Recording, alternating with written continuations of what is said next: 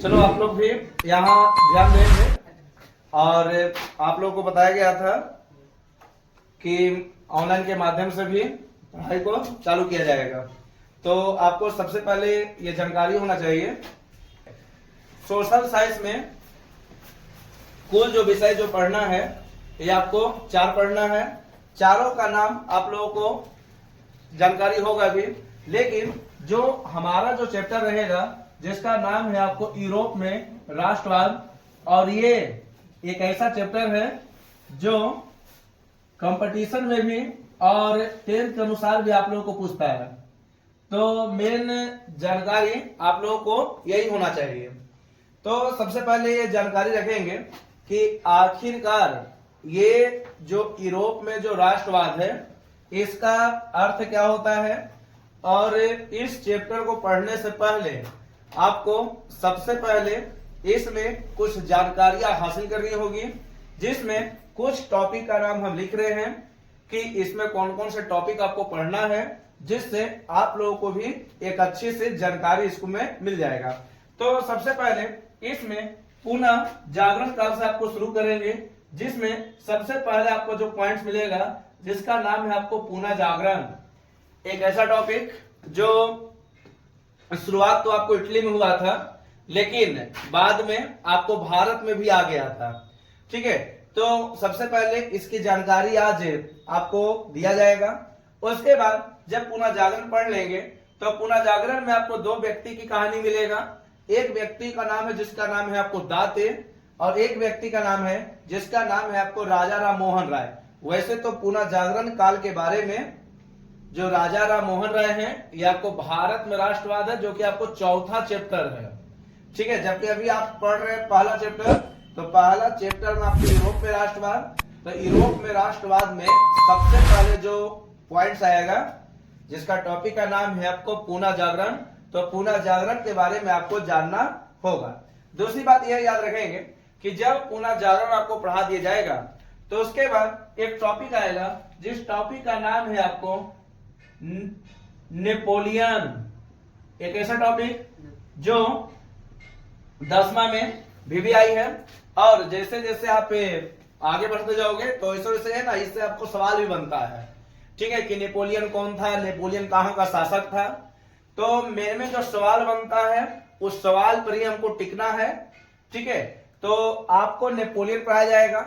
उसके बाद इसी के बाद एक टॉपिक मिलेगा जिसका नाम है आपको वियना सम्मेलन। वियना सम्मेलन, वियना सम्मेलन। अब इस वियना सम्मेलन जो कि आपको 1815 ईस्वी को हुआ था। अब ये 1815 ईस्वी को हुआ था, तो उस समय की कहानी आपको बताया जाएगा। इसी वर्ष एक युद्ध भी हुआ था, उस युद्ध के बारे में भी थोड़ा सा जिक्र करेंगे, जिसका नाम था आपको वाटरलू का युद्ध। वाटरलू का युद्ध, इस युद्ध के बारे में भी जिक्र आपको किया जाएगा। तो 1815 ईस्वी को 2 कारण हो गया, जिसका नाम था आपको वियना सम्मेलन, और एक था जिसका नाम था आपको वाटरलू का युद्ध। ठीक है, आराम से सुनिए इसको और ध्यान रखेंगे। देखें, सबसे पहली बात यह हो गया कि यूरोप में राष्ट्रवाद में जो पहला जो टॉपिक रहेगा उस टॉपिक का नाम है आपको पुनः जागरण। दूसरा टॉपिक का जो नाम है जिसका नाम है आपको नेपोलियन। तीसरा टॉपिक को स्टार्ट करेंगे, उस टॉपिक का नाम है आपको वियना सम्मेलन। एक अच्छी तरह से इसको विस्तार से इसको अध्ययन कर लेना, क्योंकि बहुत काम करेगा बाद में। वियना सम्मेलन में एक व्यक्ति मिलेगा जिसका नाम है आपको मेटरनिक।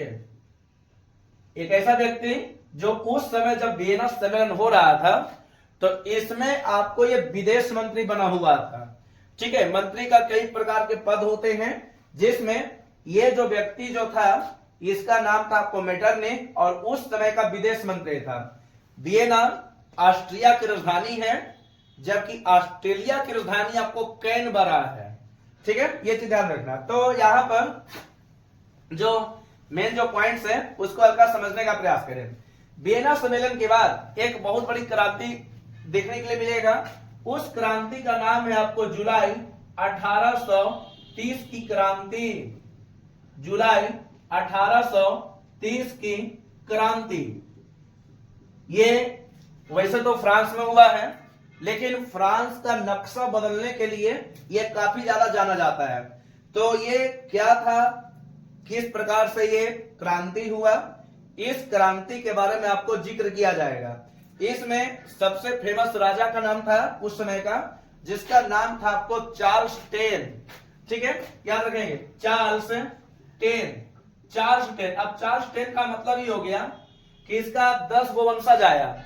इसके पहले चार्ल्स 9 भी होगा, चार्ल्स 8 भी हो सकता है, चार्ल्स 7 भी होगा, लेकिन जो 1830 ईस्वी की जो क्रांति जो थी, उस समय जो शासक था जिसका नाम था चार्ल्स टेन। ठीक है, ये चीज। तो यहां पर 1830 की क्रांति के बाद एक क्रांति एक और मिलेगा, जिसका नाम है आपको 1848 ईस्वी की क्रांति। 1848 ईस्वी की क्रांति। अब ये 1848 ईस्वी की क्रांति एक बहुत बड़ा रोल भी है।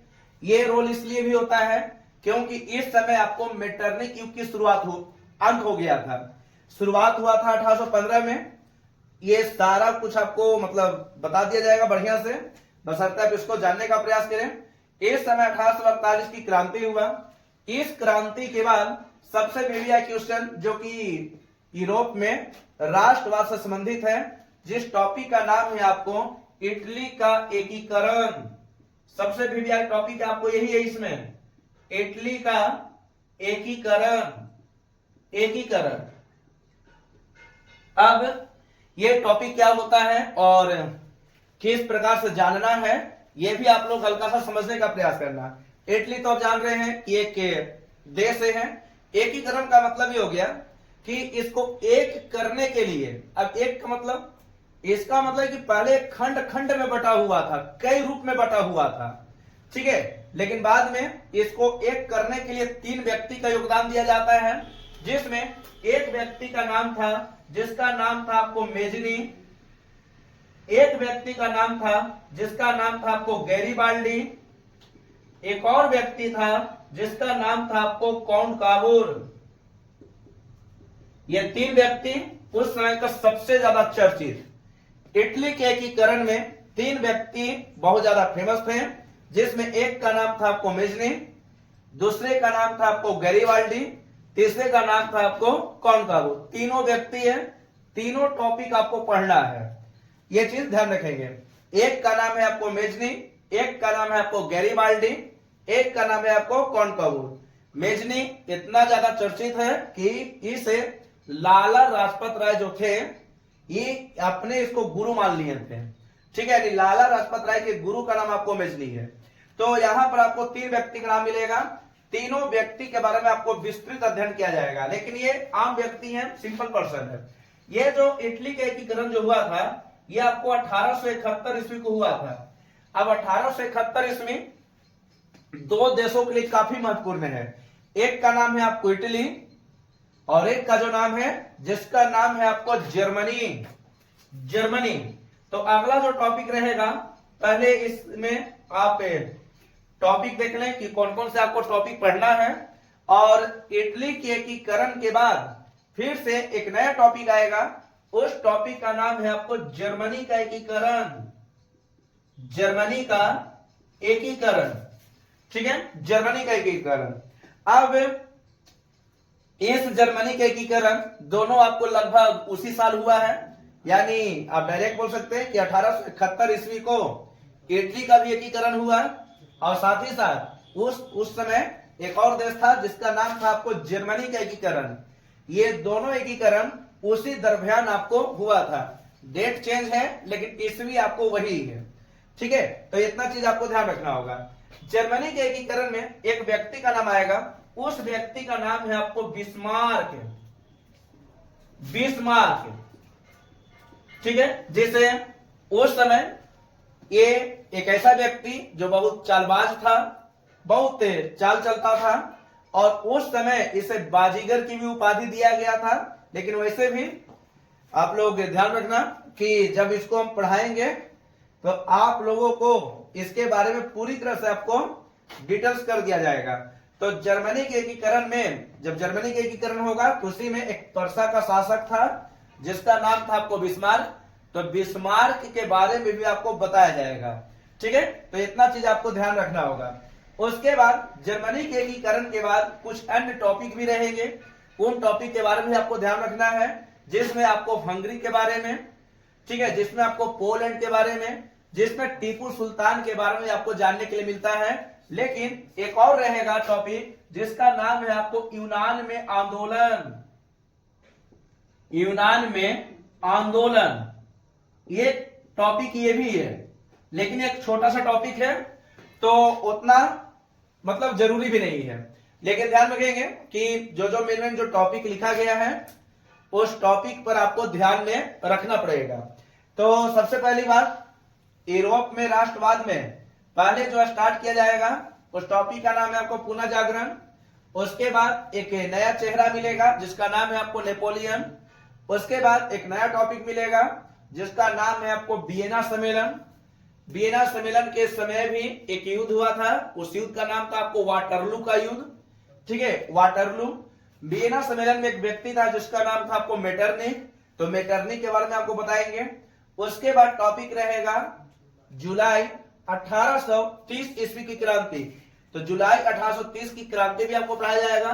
उसके बाद जो रहेगा 1848 ईस्वी की क्रांति। तो 1848 ईस्वी की क्रांति भी आप लोगों को पढ़ा दिया जाएगा। ठीक है, उसके बाद आपको इटली के एकीकरण में 3 व्यक्ति का नाम, एक व्यक्ति आपको मेजनी, एक व्यक्ति का नाम है आपको कॉन्काबुर, तीसरे व्यक्ति का नाम है जिसका नाम है आपको गैरीबाल्डी। तो ये 3 व्यक्ति के बारे में आपको बताएंगे। उसके बाद आपको जर्मनी का एकीकरण आपको हो जाएगा।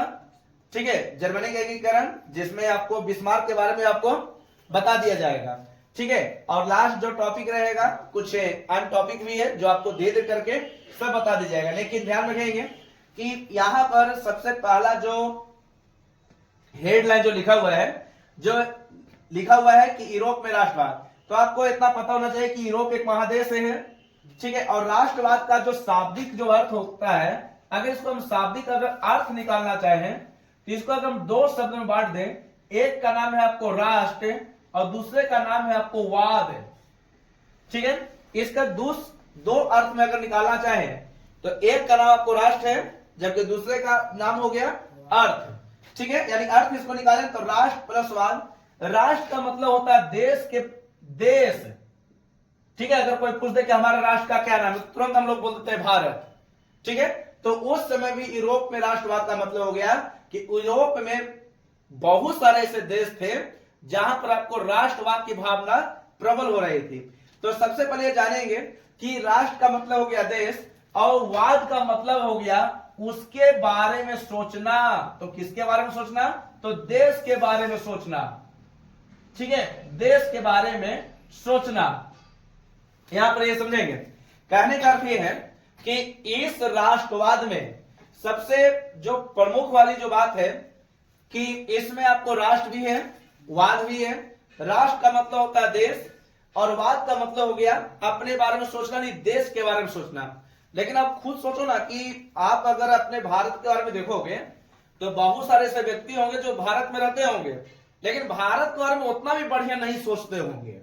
ठीक है, कहने का मतलब यह है कि बहुत सारे ऐसे व्यक्ति होंगे जो उस देश में रहते हैं लेकिन उस देश के बारे में नहीं सोचते हैं। ठीक है, तो वो चीज के बारे में आपको समझना है कि आखिरकार ये जो सोचना जो शब्द आया कि देश के बारे में सोचना, एक समय ऐसा भी था कि लोग देश के बारे में नहीं सोचता था। ठीक है, लोग अपने बारे में सोचता था। अपने बारे का मतलब हमारे फैमिली कैसे रहेगा, मम्मी पापा कैसे रहेंगे, बाल बच्चा कैसे रहेगा, इस प्रकार से। लेकिन बाद में लोग देश के बारे में सोचा। ठीक है, देश के बारे में सोचने का प्रयास किया। देश सबसे पहले होता है और किसी भी व्यक्ति के लिए अगर देखा जाए तो देश बहुत ही जरूरी है। ठीक है, देश है तो हम हैं और हम ही से देश का निर्माण हुआ है। तो यहां पर सबसे पहली जो बात यह आता है कि इस यूरोप में राष्ट्रवाद में सबसे पहली बात, यूरोप एक महादेश है और राष्ट्रवाद की जो भावना का जो प्रबल जो शब्द जो उठा है, तो माना जाता है ना कि इसका जो बीजारोपण हुआ है। अब इसका मतलब क्या होता है ये भी समझे हल्का सा। अब बीज का मतलब हो गया कि सबसे पहले जन्म कहां लिया। जैसे कहने का मतलब यह है कि मान लेते हैं कि कोई भी शब्द, तो जरूर कोई ना कोई शब्द, जैसे मान लेते हैं कि भूगोल हो गया, या फिर मान लेते हैं कि इतिहास हो गया, तो कहीं ना कहीं कोई ना कोई व्यक्ति इसके बारे में कहा होगा शुरू में। ठीक है, जैसे भूगोल के बारे में कहा दिया जाता है कि हिक्केटियस ने दिया, या फिर इरेथोस्थनीज ने दिया शब्द। उसके बाद आपको इतिहास के बारे में बता दिया जाता है कि हीरोडोटस ने दिया। तो कहने का मतलब यह है कि ये जो राष्ट्रवाद जो है, ये सबसे पहले जो बीजारोपण हुआ, यानी बीज जो उत्पन्न जो हुआ है, ये हुआ एक क्रांति में। उस क्रांति का नाम था आपको 1789 ईस्वी की फ्रांसीसी क्रांति। फ्रांसीसी क्रांति एक बहुत ज्यादा चर्चित क्रांति है, 1789 ईस्वी की फ्रांसीसी क्रांति। वैसे इसको बाद में आपको पढ़ा दिया जाएगा, लेकिन मेन इसको जान ले कि राष्ट्रवाद का जो पहला बार जो बीजारोपण हुआ, बीजारोपण का मतलब होता है कि पहला बार जो वहां से उद्भव हुआ, जन्म हुआ। ठीक है, एक क्रांति घटा था फ्रांस में, जिसका नाम था आपको फ्रांसीसी क्रांति। कब हुआ था? तो 14 जुलाई 1789 ईस्वी को क्रांति घटा था। उस क्रांति का नाम था आपको फ्रांसीसी क्रांति, 1789 ईस्वी। ठीक है, ये चीज ध्यान रखेंगे। अब यहां पर ये समझेंगे कि आखिरकार ये जो राष्ट्रवाद का जो बीजारोपण हुआ, बीजारोपण में कई प्रकार का श्रेय मिलता है, जिसमें 1789 ईस्वी की भी क्रांति है, जिसमें पुनः जागरण काल के बारे में भी आपको कहा गया है। ठीक है, कि पुनः जागरण काल से भी इसकी शुरुआत माना जाता है। अब ये पुनः जागरण काल क्या है, इसके बारे में आपको बताते हैं, लेकिन पहले ये जान ले कि राष्ट्रवाद की भावना जो हुआ कि एक प्रकार से देश के बारे में सोचना, देश के बारे में अच्छा से समझ रखना। ठीक है, देश के हालातों को समझना, देश की संस्कृति को समझना, देश के अच्छे विचारों को मानना, यही सब आपको राष्ट्रवाद है। तो अब यहां पर ये आपको बताने का प्रयास करते हैं कि आखिरकार ये जो राष्ट्रवाद जो है, राष्ट्रवाद का जो बीजारोपण जो हुआ था, ये आपको 1789 की फ्रांसीसी क्रांति और साथ ही साथ पुनः जागरण काल से भी इसकी शुरुआत हो गया था। अब ये जो पुनः जागरण काल जो है, इसको समझने के लिए सबसे पहले आपको जानना होगा कि आखिरकार ये जो पुनः जागरण काल जो आया, ये एक देश था जिसका नाम था आपको इटली। देखिए, सबसे पहले यहां पर यह जानने का प्रयास करेंगे कि आखिरकार ये पुनः जागरण का अर्थ होता क्या है। काल का मतलब तो जान रहे हैं कि समय है, जबकि पुनः जागरण का मतलब, तो इसको अगर संधि विच्छेद करेंगे तो इसका मतलब ही होता है पुनः जागरण का मतलब होता है जागृति।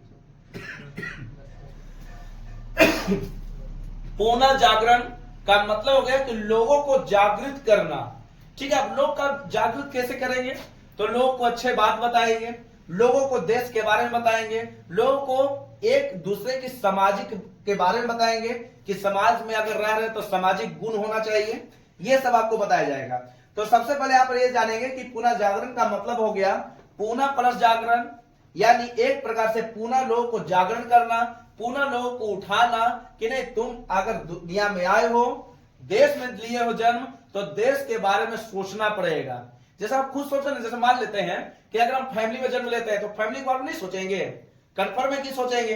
तो उसी प्रकार से ध्यान रखना कि अगर किसी व्यक्ति का जन्म अगर किसी भी देश में हो जाए तो देश के बारे में सोचना बहुत जरूरी है। तो इसीलिए पुनः जागरण काल का बारे में यही हो गया कि लोगों को जागृत करना, और जागृत क्या होगा तो राष्ट्रवाद के बारे में आपको जागृत किया जाएगा। तो यही हो गया पुनः जागरण काल का जो बीजारोपण माना जाता है, यह आपको राष्ट्रवाद को जन्म देता है। तो सबसे पहले यहां पर यह जानने का प्रयास करेंगे कि ये जो पुनः जागरण काल जो है, एक शहर था जिसका नाम था आपको फ्लोरेंस नगर। उस देश और वो जो शहर जो है ये आपको इटली में है। ठीक है, इटली में। तो माना जाता है कि इसकी जो शुरुआत जो है, एक देश है जिस देश का नाम है आपको इटली, तो इटली में इसकी शुरुआत हुआ था। शुरुआत, अब शुरुआत तो हो गया, लेकिन शुरुआत करने का श्रेय एक व्यक्ति को दिया जाता है। उस व्यक्ति का नाम है आपको दाते। उस व्यक्ति का जो नाम है, जिसका नाम है आपको दाते, चर्चित नाम है। आप लोग पहले सोच रहे हो कि अभी नया क्या नाम है ये, लेकिन ध्यान रखना कि उस समय का और उस देश में ये सबसे ज्यादा चर्चित नाम है। ठीक है, जिसका नाम है आपको दाते। ठीक है, तो इटली में पुनर्जागरण काल का जो श्रेय जो दिया जाता है, इस व्यक्ति को श्रेय दिया जाता है जिसका नाम है आपको दाते। दाते ने अपने देश में लोगों को जागरूक करने का प्रयास किया, देश के बारे में सोचो, ये लोगों को बताने का प्रयास किया। जिस देश में जन्म लिए हो उस देश के बारे में अच्छा स्नेह रखो, देश से प्यार करो, ये सारा कुछ आपको दाते कहता था उस टाइम। ठीक है, जब पुनर्जागरण काल की जो शुरुआत माना जाता है कि जब इटली में हुआ था, तो इसी इटली में जो श्रेय दिया जाता है दाते को, तो दाते ने पुनर्जागरण काल के बारे में बताया था, अच्छे तरह से इसको जानकारी भी है। और इस दाते ने अपना एक पुस्तक लिखा था जिसका नाम था आपको डिवाइन कॉमेडी। डिवाइन कॉमेडी एक ऐसी पुस्तक जिसमें पुनर्जागरण काल के बारे में थोड़ा सा विस्तृत वर्णन आपको इसमें मिलता है। ठीक है, इसे ध्यान रखेंगे कि दाते की ही पुस्तक है, ये पुस्तक का नाम है। और ये पुस्तक जो लिखा गया था, ये पुस्तक लिखा गया था आपको टस्कन भाषा में, टस्कन भाषा में। ठीक है, टस्कन भाषा में। टस्कन उस समय का चर्चित भाषा है, प्रत्येक के देश में कोई ना कोई भाषा आपको चलते रहता है। भारत में भी अगर देखोगे कई प्रकार से भाषा है। ठीक है, संविधान के अनुसार माना गया है कि 22 भाषा है, लेकिन 22 भाषा से ज्यादा भाषा आपको बोला जाता है। तो उसी प्रकार से यहां पर समझने का प्रयास करेंगे कि ये जो इटली जो हो गया, इस इटली में एक भाषा चर्चित है, उसका नाम था आपको टस्कन। और इसी टस्कन भाषा में आपको एक पुस्तक लिखा गया था जिसका नाम था आपको डिवाइन कॉमेडी। ठीक है, ये चीज ध्यान रखना। तो इसीलिए पूरे विश्व में अगर मानोगे या फिर यूरोप में मानोगे, क्योंकि यूरोप एक महादेश है। ठीक है, और यूरोप में अगर देखोगे तो इस पुनर्जागरण काल के बारे में जो सबसे पहले जो बताया था उसका नाम ही था आपको दाते। इसलिए पुनर्जागरण काल का जो पिता जो कहा जाता है, इसी व्यक्ति को कहते हैं जिसका नाम है आपको दाते। ठीक है, दाते। अब यहां पर ये दाते के बारे में तो हो गया कि आखिरकार ये दाते ने कुछ न कुछ अपना योगदान निभाया। लेकिन कभी कभी ये भी ध्यान रखना कि अगर कोई भी काम अगर शुरू में करोगे तो लोग आपको उतना साथ नहीं देंगे। जैसे कहने का मतलब ये है कि कभी कभी ऐसा भी होता था, जब आप लोग छोटे भी होंगे ना, तो अगर मान लेते हैं कि स्कूल में किसी पर लड़ाई हो जाता था, तो नहीं बोलते थे कि सब मिलकर चलो प्रिंसिपल सर को बोलते हैं या सर को बोलते हैं, टीचर को बोलते हैं। लेकिन जब वहां पर आप पहुंचते हैं तो बाकी लोग हट जाता है और अकेले आप पढ़ जाते होंगे। ठीक है, तो यहाँ पर भी देखो क्या हुआ। यहाँ पर हुआ कि दाते शुरुआत में पुनर्जागरण काल का और लोगों को बताने का प्रयास किया, लेकिन लोगों ने इसको उतना समर्थन नहीं मिला। ठीक है, जैसे कहने का मतलब है कि अगर कोई भी काम अगर शुरुआत में आप करते हैं तो ऐसा नहीं कि आपको शुरू में ही समर्थन आपको मिल जाए। ठीक है, इसलिए ये हल्का सा मेहनत किया। मेहनत के बाद इसको एक और व्यक्ति ने समर्थन दिया। उस व्यक्ति का नाम था आपको पेट्रोक।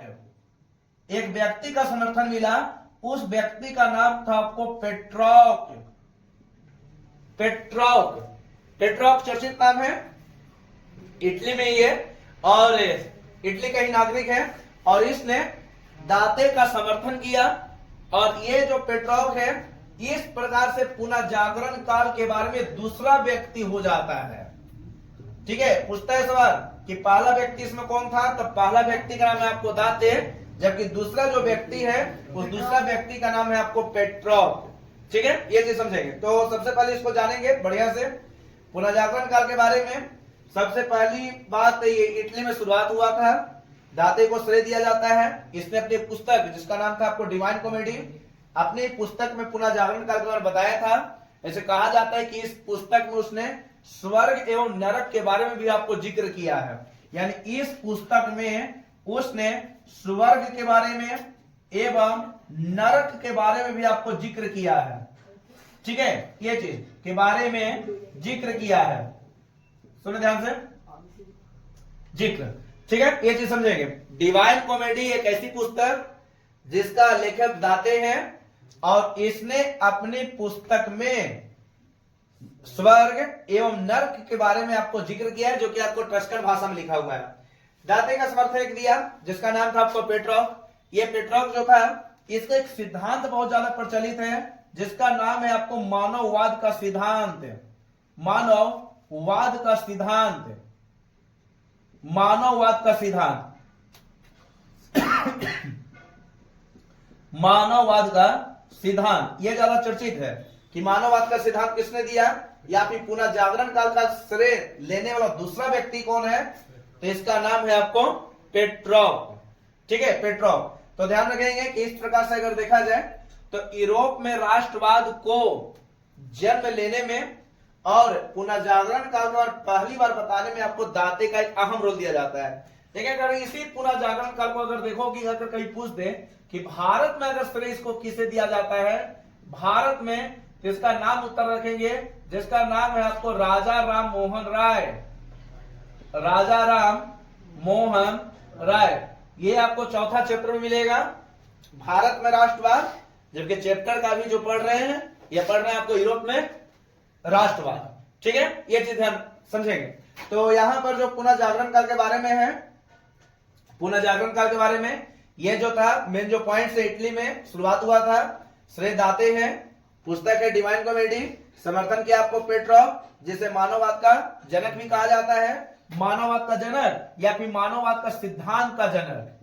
ठीक है, इसमें कोई दिक्कत नहीं होना चाहिए। ये आपको सवाल आपको पूछता भी है डिवाइन कॉमेडी क्या है या फिर पुनः जागरण काल के बारे में क्या है, तो ये सारा कुछ आपको है, बारी बारी से आप लोग टॉपिक के ध्यान रखेंगे। ठीक है, और उसके बाद इसको जब पुनः जागरण काल आपको समाप्त हो गया तो अगला जो टॉपिक रहेगा जिसका नाम है आपको नेपोलियन। ठीक है, आप लोग इसको उतारें।